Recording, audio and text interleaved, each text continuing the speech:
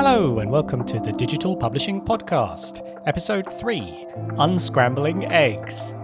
Today, I'm honoured to be joined by the amazing Stacy Scott, Head of Accessibility at Taylor & Francis and Chair of the UK Publishing Accessibility Action Group. We really hope you enjoy this episode.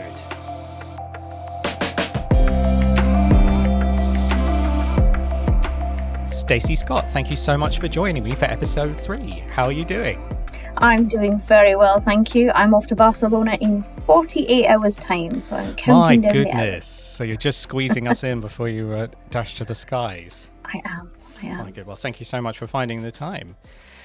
Stacy, anyone working in or adjacent to the accessibility space in publishing probably knows you by now. But for everybody else, could you maybe just give me a brief introduction to yourself and your role? Absolutely. So I am Stacy Scott. I'm Head of Accessibility for Taylor & Francis Publishing Group and the Chair of the Publishing Accessibility Action Group. Brilliant. And could we go back a bit from there? So the story of your journey to this role really affected me when I first heard you tell it. Could you maybe share that with us now and explain what happened? Absolutely. So I guess my journey into accessible publishing has been a proverbial long and winding road. So I was born blind with not a lot of useful vision at all, certainly not for reading materials, quite crucial for developing and learning in education. So I did go to mainstream school and I had a lot of support from teachers and also designated staff, which is something that we have in the UK, and we're so fortunate to have that. And so everything I needed, I did have, but it was, I don't want to give my age away too much, but it was at a time when we didn't have technology, we didn't have computers, we didn't have braille readers and things like that. Not in the Could you perhaps situate us in time, roughly? I can. So I learned to type when I was 7 on a typewriter. So this was probably early 90s. Right, that's close enough. I won't ask you for anything more. Yeah, no, that's fine. Thank you. And so it was, and for that to me was the entry point into me being able to communicate really well with the teachers and to be able to do my work. Typing, I can't imagine what school would have been like, and indeed, further education, had I not have learned to type. And doing it at the age of 7 meant that actually it was very quick, because children learn so much faster. If you tried to teach me a new skill now, it would take me 10 times the amount. Can relate, yes. Yes. So I went through both, primary and secondary school, mainstream, discovered that I had a knack for science and mathematics and things like that. Now, that doesn't mean I liked it. Bear in mind, you're 17, 16, 17. I remember looking at a calculator for maths and, thinking, who on earth would want to get to the stage where they know what all these buttons do? That is just makes no sense to me whatsoever. So I then went on to university. And I studied social sciences, so sociology, education, psychology.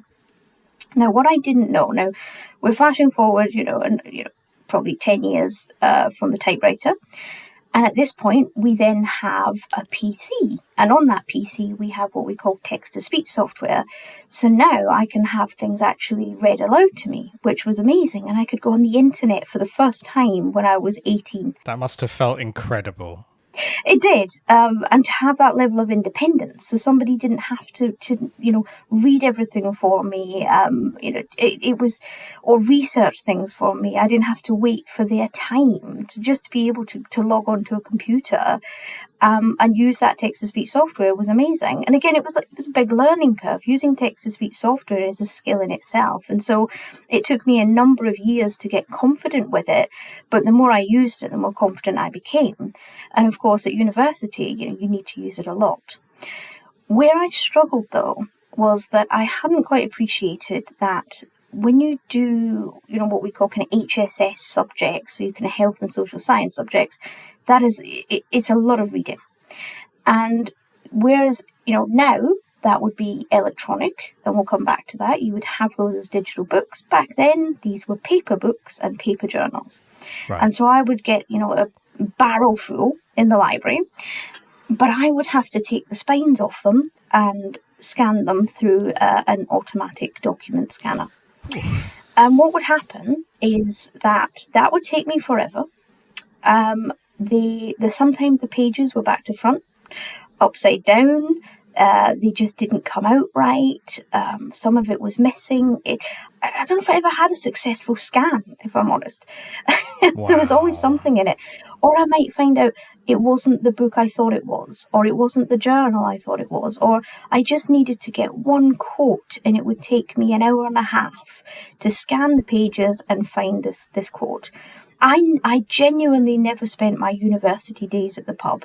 I know there's this, people think students are down the bar, they're drinking. I was not. I was scanning and scanning and scanning. And actually this just became just too much for me. I couldn't do it. I really struggled. And my saviour just turned up in the strangest of places. So I went into the wrong lecture theatre one day, as you do. And I sat there and I sort of 5-10 minutes in, because, students take a while to wind up in the morning. I thought, this doesn't seem like psychology. And it turns out it was a maths lecture. And I thought, And I started listening and I realised that actually I was able to engage with it quite well. But come the end of the lecture, I found that I really enjoyed it. And so I went up to the lecturer and I said, I'd love to explore taking maths as part of my course. And they looked at me and they looked at the white cane I was holding and they said, oh no, we couldn't possibly, you can't do maths. And I said, well, why not? Well, because you're blind, obviously. Silly me, I'd forgotten that point, my personality is very much like, oh no, he said that. I'm going to have to do maths now. I have a point to prove. And maybe that's the best thing that ever happened to me because, my stubbornness or whatever you want to call it.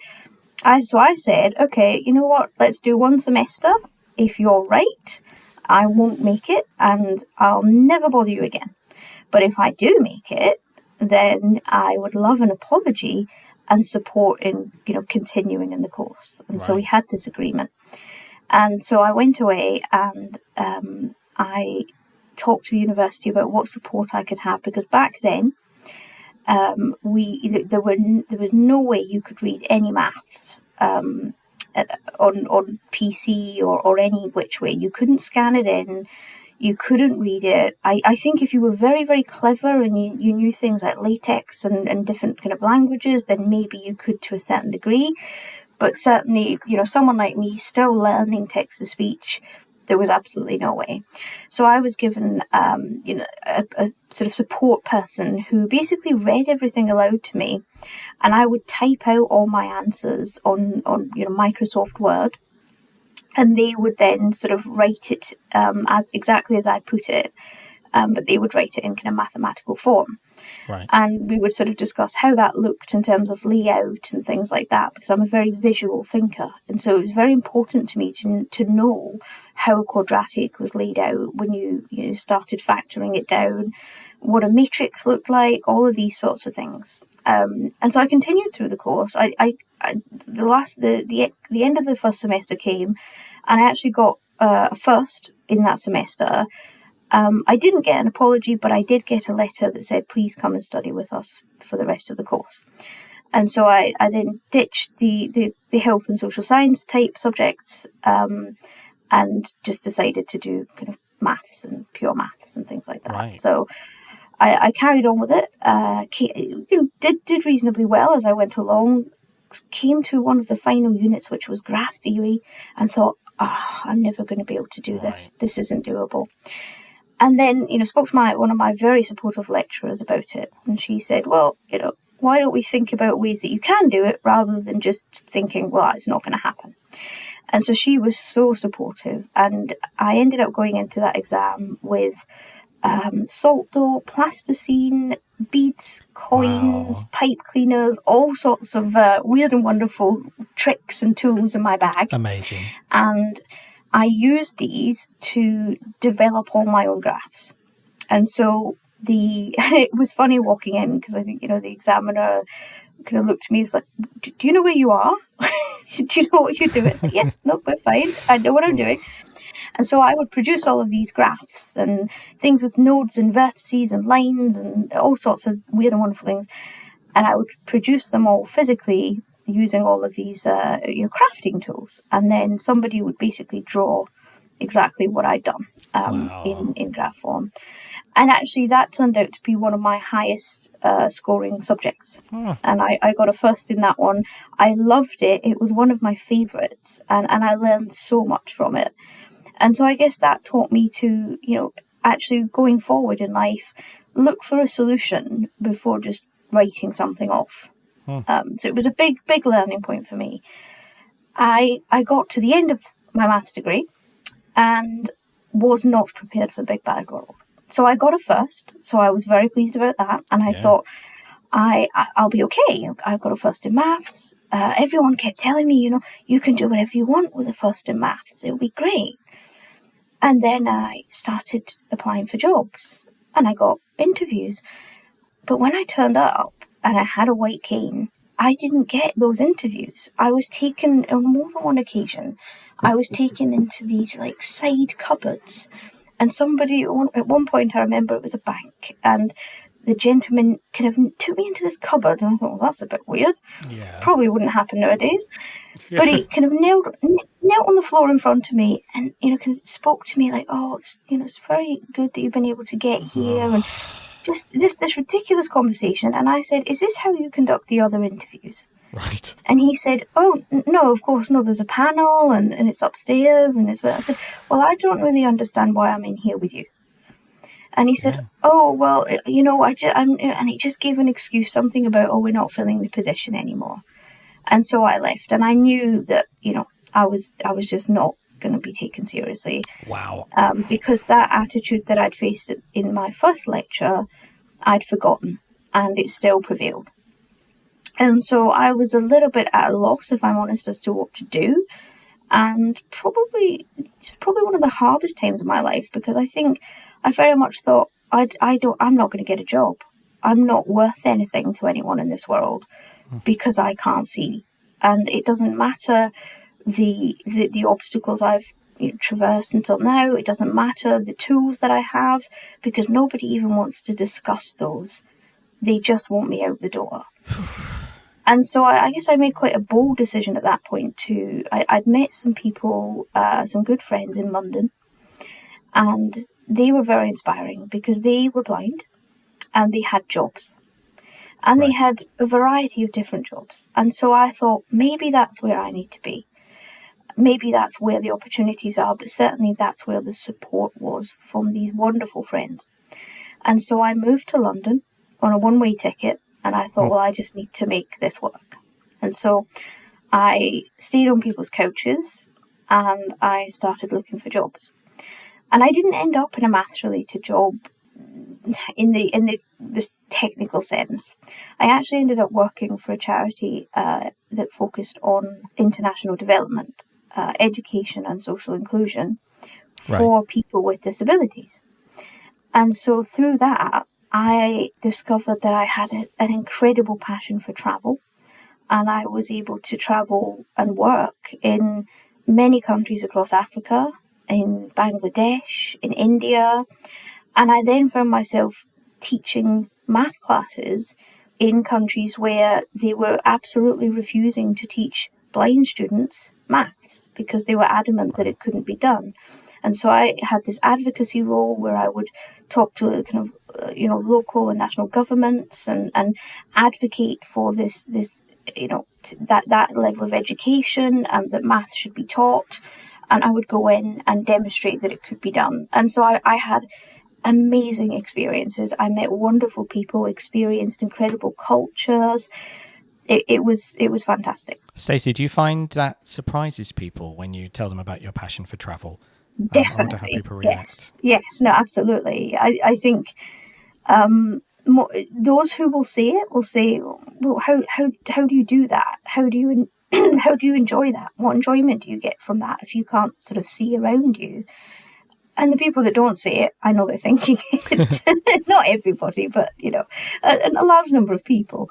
But there's so much more than just, what you can see around you, right? There's, as I mentioned before, it's people, it's culture, it's the food, it's the atmosphere, smells. There's so many smells, and there's just so many parts to it. And, I love architecture. I'm a very visual person, so I love architecture.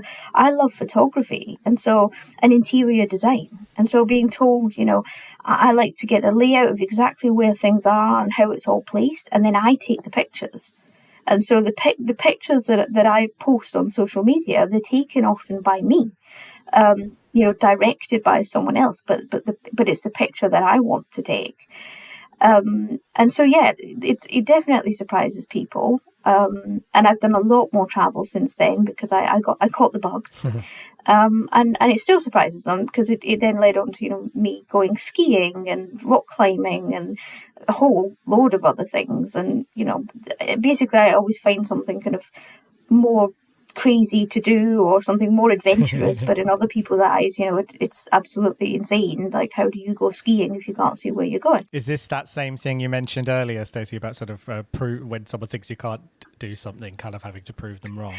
I think it is, I think it is. And again, that drives me to have some amazing experiences. I think I'm also testing the limits. Like, what can you do if you can't see? Well, actually, pretty much anything. I very much intend to, there's a charity not too far from me that will teach you how to and allow you to fly a small plane.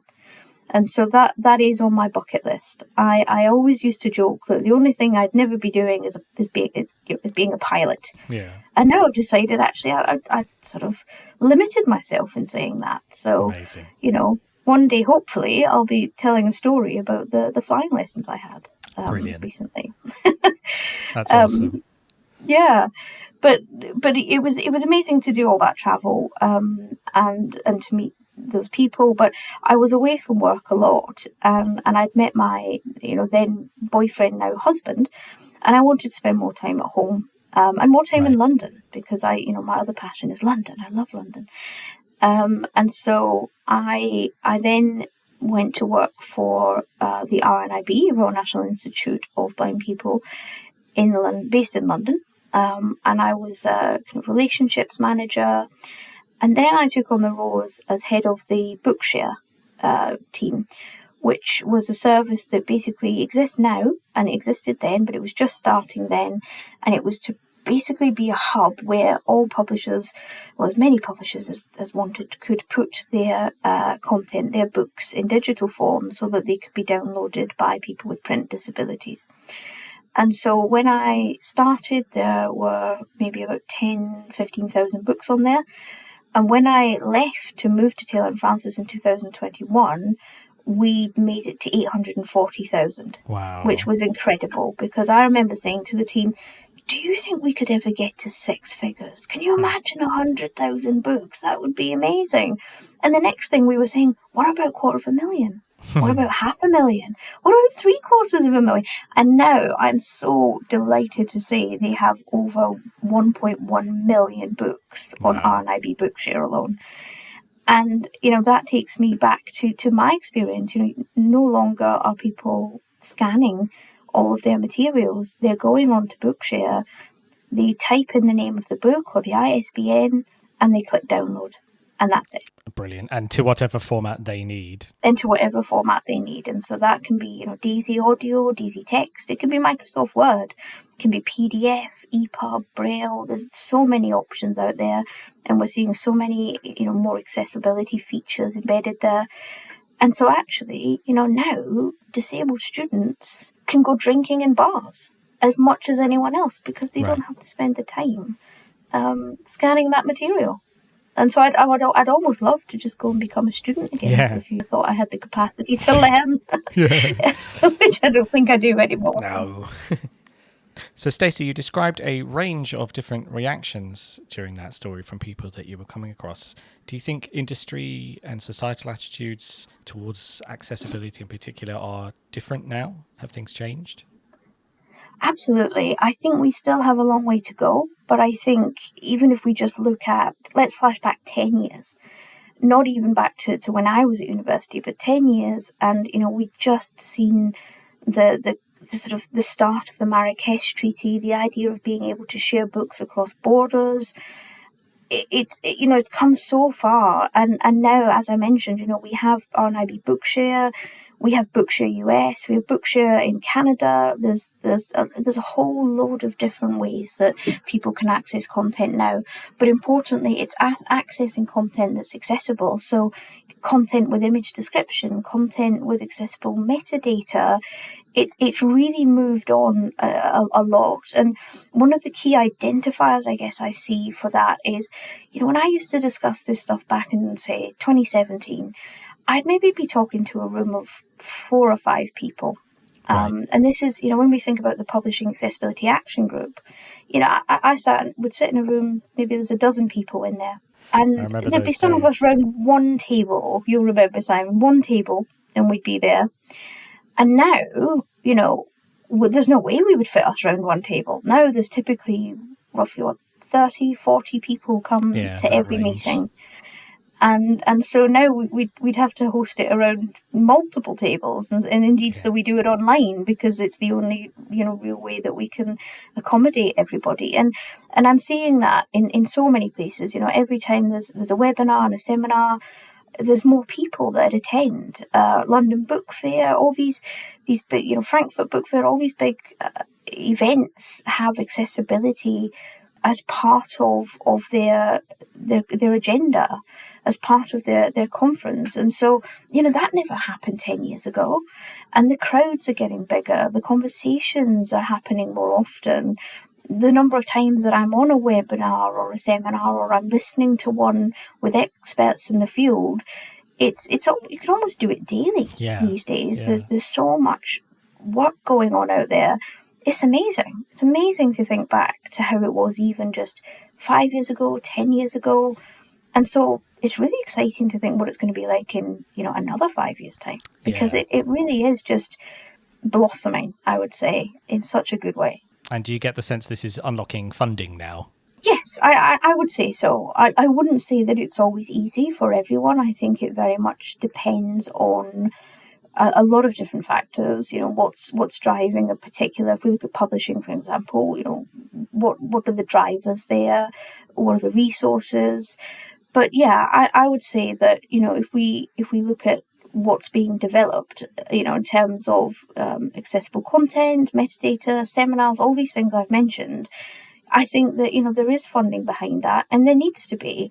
And I think crucially what that's showing us is that accessibility is being taken seriously, because I've certainly had enough experience where they want things to be accessible, and by they I mean the world, I mean people, but they don't want to pay for it, right? So there's a really interesting psychology where there was a time where it was, anything to do with good, anything that was for the greater good. So accessibility, inclusion, things like that.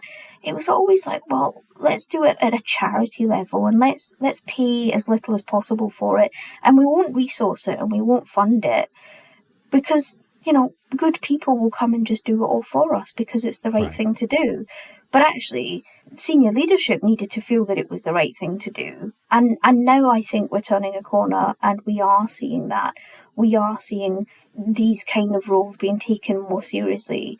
And importantly, what we're seeing, and I hope I'm a good example of this, is where you have competent people with disabilities in roles such as accessibility roles. Because actually before, again, these kind of roles for accessibility or inclusion, they were always taken up by people who had no life experience, and that lived experience is absolutely crucial. How on earth can you know what accessibility means, or the impact of it, or indeed even how to create a strategy around it if you really don't have any experience of it. For me, it's one of those things that to have somebody with lived experience in that role is so crucial. And I'm glad to see that we have a long way to go, but I'm starting to be able to identify people in those roles now. And that to me is a really good thing. Yes, and you mentioned lived experience. As one of the few people in this field with lived experience, do you ever feel burdened by people asking for your experiences or for your opinions on things? I would say on the whole, no.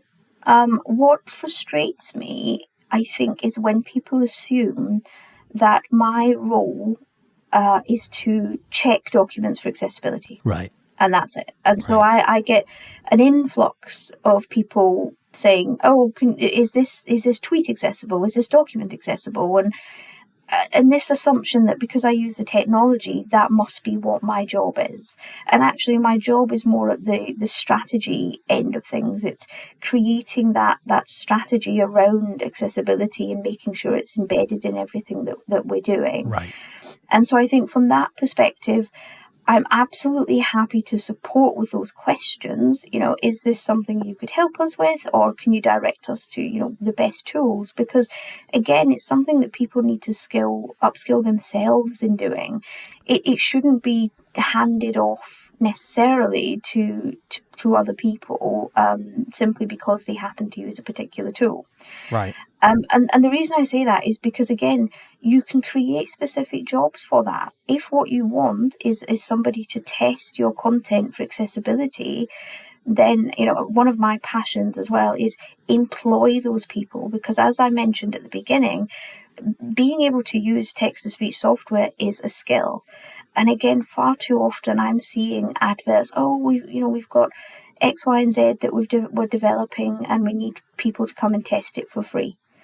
But where else would you ask somebody to do that in your business? Right. And so I'm very much an advocate of have those testers, absolutely, but pay them. Recognize the value of what they're bringing and the expertise. They're not just there desperately waiting for someone to ask them to, review a document or a website.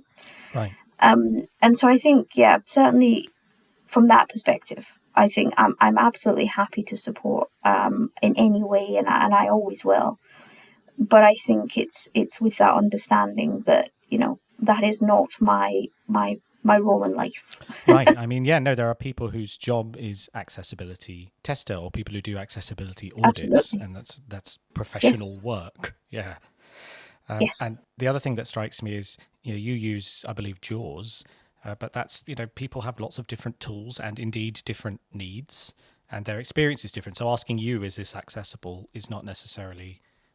Well, indeed, I can say, this is accessible, say, on a PC using JAWS, but does that mean it's accessible on VoiceOver using an Apple, an Apple product? Or is it accessible on an Android phone using TalkBack?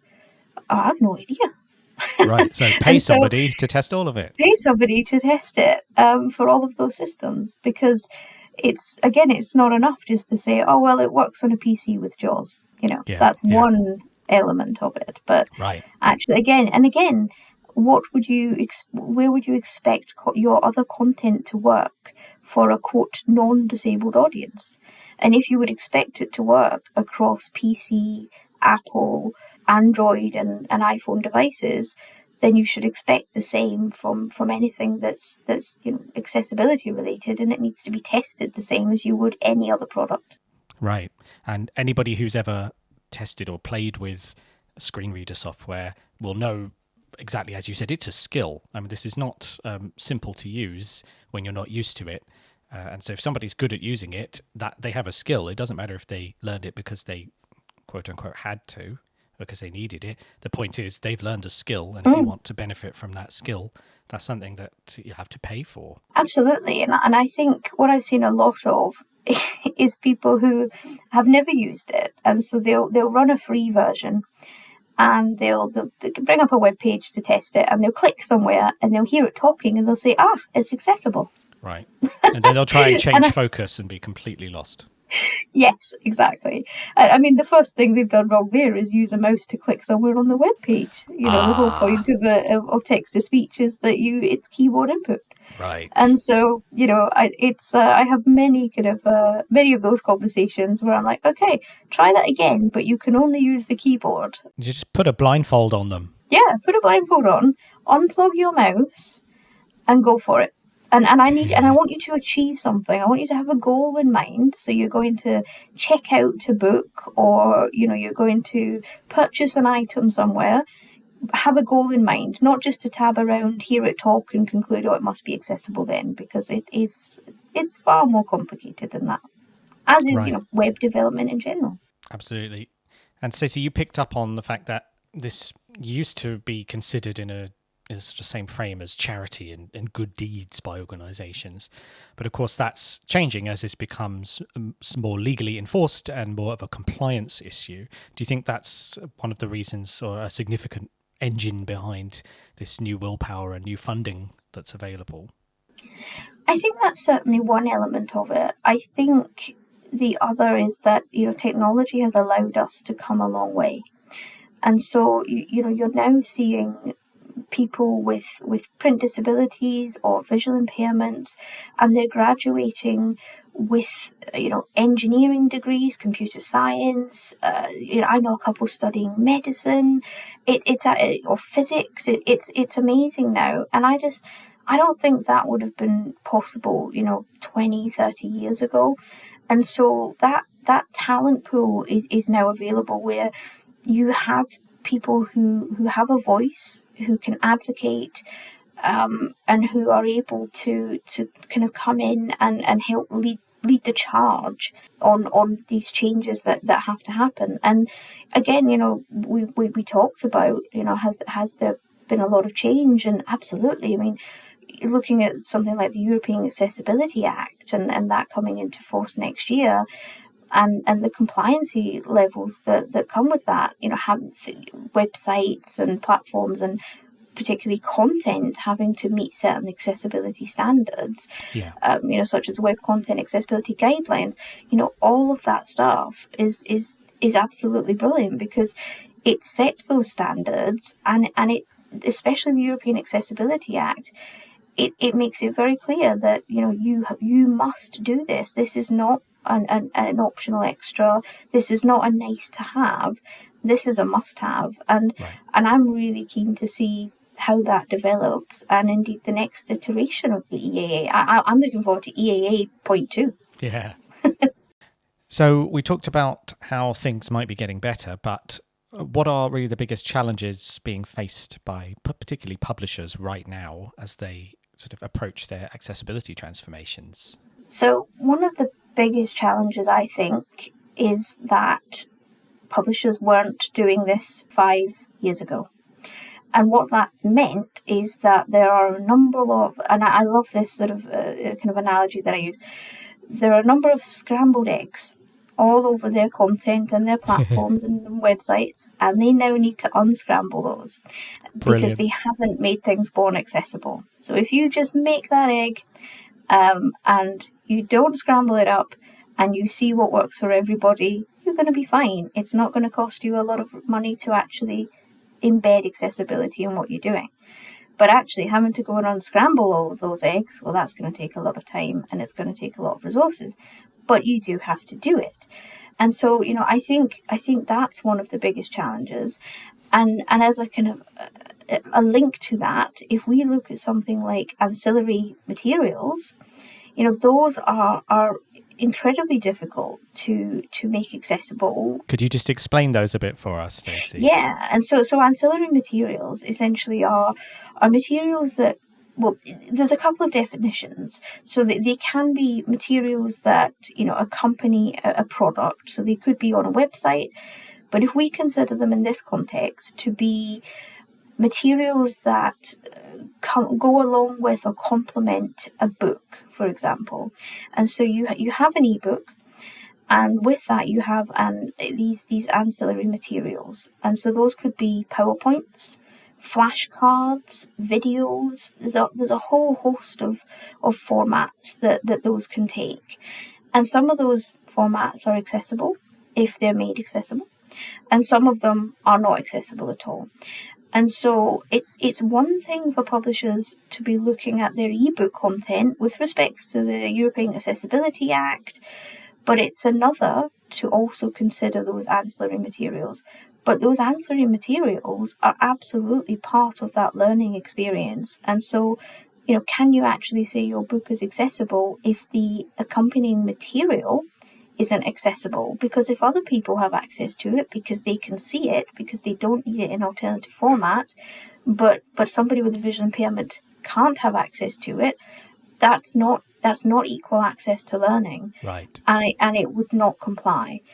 And so there's a lot of these ancillary materials running around publishing houses, and they need to be corralled and they need to be made accessible, or they need to start considering, for the future strategy, when we develop or when we take on board ancillary materials, what formats are we willing to accept and how do we ensure that they're accessible so that we don't end up with more of these scrambled eggs? Right.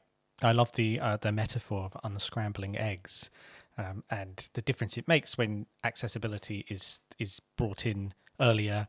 Of course, this does not help when people are dealing with their backlist and they've got to fix all of this stuff. And obviously, everybody is out there looking for different tools and ways to make that approachable. With that in mind, what sort of things are you the most excited about that are coming into the picture now? So I think there's a couple of things. I think just, better accessibility for everyone. I'm very excited about that. I love the idea there will be more accessible ebooks and platforms. I think, we're turning that corner, and it's very exciting to see that, the next generation and the one after that and the one after that will have, better and better experiences. One of the things that I'm also excited about is AI, so artificial intelligence, and what that can bring. Because I think at the moment, we're already seeing amazing AI descriptions for things like photographs. Now, would I allow that to run rogue on say, backlist content and just use an AI, raw AI to describe pictures? No, because I don't think we're there yet.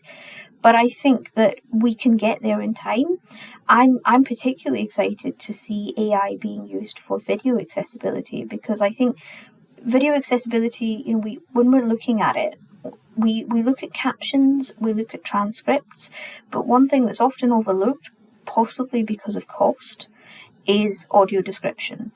And I've seen so many videos where there's some beautiful music playing and a whole load of text all over the screen. And, it may be a fantastic video, but I have no clue what that video is about. That could be anything, It could be something from YouTube, or it could be something, absolutely crucial to my survival. I would have no idea.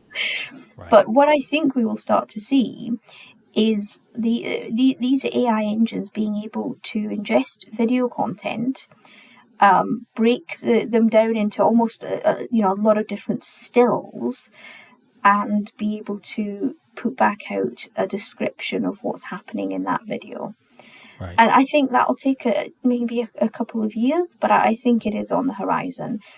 And so actually, we're then looking at even more content being accessible to include videos. And when I say videos, I'm talking, for education purposes, but also, the idea that I could just choose anything, on my, favorite video platform and watch it, knowing that it's going to have some form of description. That would be amazing, because at the moment, my choices are limited to whatever that platform has chosen to put audio description on. Right. And so it's definitely not, free access and unhindered access, but it could be in a few years' time. Yeah. And I think that's really exciting, and it's even more exciting if you apply it to education. Right. Now, you talked about AI. A lot of conversations in this space right now are about AI tools and how they can help us with the mammoth tasks of converting some of these very entrenched workflows to produce accessible content. do you have any reservations about the way some people are talking about or proposing to use AI at the moment? Particularly, I'm thinking when they expect the AI to do everything and to not need a human check afterwards. Yes, absolutely. I think that AI is absolutely a wonderful solution and something that publishers in particular should be looking at. But I would absolutely not advise them to leave an AI engine to go rogue, describing images and just leaving that as, okay, we've ticked a box, because we definitely are still at the stage with AI at the moment where we need human intervention for image descriptions. There's a lot to be considered there, context, duplication of how does an AI engine know that what it's describing in a photograph hasn't already been described on a page? Right. There's so many different aspects to that it's so important that it has that human check, but also subject matter experts, because if you're looking at something like science or medicine where the interpretation is absolutely crucial, you can't leave AI to do that. And bear in mind that, when we're talking about image descriptions, that is the difference between someone understanding a concept and someone not, or someone misunderstanding. And that person, let's say it's in scholarly education, they're going to go and use the information that they're taking from those image descriptions to sit an exam or to inform their work, their study. And so it is so crucial that description is as accurate as it possibly can be. Right. Would I rely on AI at the moment to be able to do that without any subject matter experts or a human eye across it? Absolutely not. Not at this stage. Can it take a big chunk of a backlist and start the descriptions and give people something to work from? Yeah, potentially, and certainly in health and social science subjects, as we discussed before. But I wouldn't let it run rogue, not just yet. So I think this is really the big question right now, isn't it? Is AI as a starting point and then a subject matter expert looking at it, is this going to save time or money over just the person doing it at the beginning? And I think this is something that is not yet, we don't know. This is all very new. Yes, it's very new, and I think those answers are going to become a lot clearer in the next year or two, Right. Which is exciting in itself. And AI will develop as well, which will support that as well. Right. Now, Stacey, apart from just being decent and the legal compliance reasons that we talked about before, why else should people who aren't print disabled care about accessibility? So I think that the whole idea of sort of being decent, or as we say, doing the right thing is really powerful in itself, because it's not a case of is do I make my website accessible, or does it really matter if this ebook is accessible to everyone? But actually, it's thinking about the long-term effects of that. Having that access means that somebody can use that book in their education. It means they can use it in their work. It gives them options in terms of livelihood and socioeconomic freedom that actually, they wouldn't have if they didn't have access to all of this content and websites and platforms. And if we think about that in that sense of, well, if everybody thought the same, then we'd be right back where we were in the 90s. And so, I think doing it for the right reasons is powerful enough in itself. But in addition to that, I think there's what we call the purple pound, and that is the spending power of people with disabilities. Because what people don't seem to get is, people with disabilities have money. They have money and they want to spend it. I mean, not as Who'd have much as they thought? used to, the cost of living crisis, but they do have it. Yes. And it's not hidden under a mattress somewhere. They want to spend it, and they want to spend it on something enjoyable, spend it on their education, and they're going to spend it where it's is of most use to them. Right. And so businesses should consider that actually, is there any other portion of their audience that they would deliberately exclude from accessing their what they have to offer? Right. No. And so why would by making their offerings accessible, they're opening their business up to this purple pound, to the spending power of people with disabilities. And so for me, it just makes good business sense. Right, absolutely. So, Stacey, if you were back in your bachelor's degree days now, whenever those were, if that was happening now, do you think you'd be facing the same problems? Do you think things would have gone differently? I think it'd be really interesting because I can imagine that I would be able to be more freely able to choose the subjects that I wanted to do. So when I started, I might have continued doing, education and psychology, and indeed Spanish was one of those things that I really wanted to do. And I've picked it up now, but oh, it would have been so much easier if I'd have been able to learn it when I was 18. I think I'd be so much better at it now.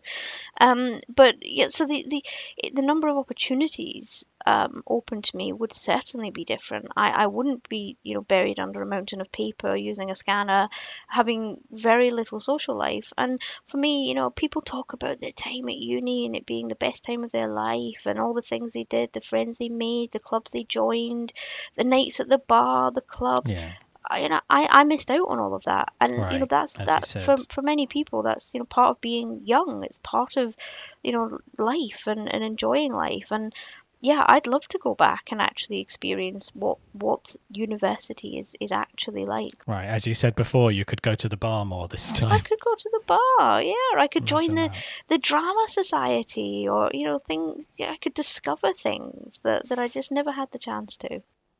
So, Stacey, in order to kind of enable students to have these better experiences, how can publishers and schools and universities help students to get the most out of the content and to find the best available tools?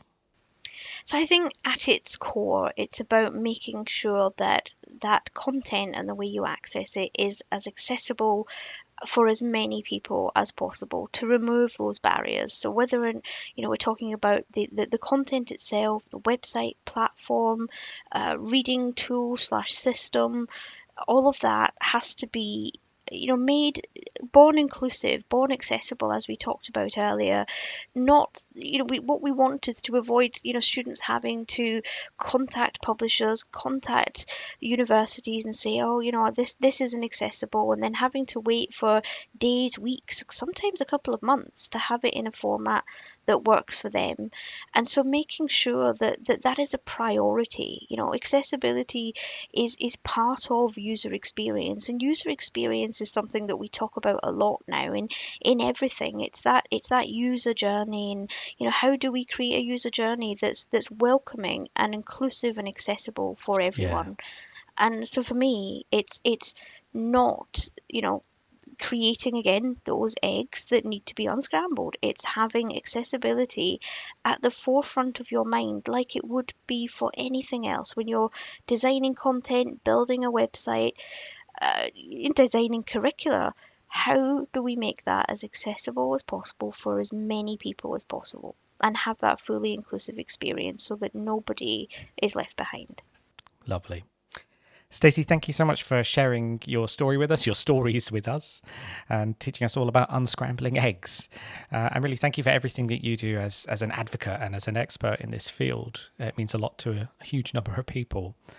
I really enjoyed this chat so much, and I'm sure our audience will love it too. Thank you so much for having me on, and letting me share my experience. And I share that experience every day with so many wonderful people who are absolutely superb advocates and allies, including you, Simon, and Thank the you. rest of the Publishing Accessibility Action Group. And genuinely, it makes a difference. I am not fighting this fight on my own because I couldn't. And I value absolutely everyone who thinks about accessibility and tries to make a difference.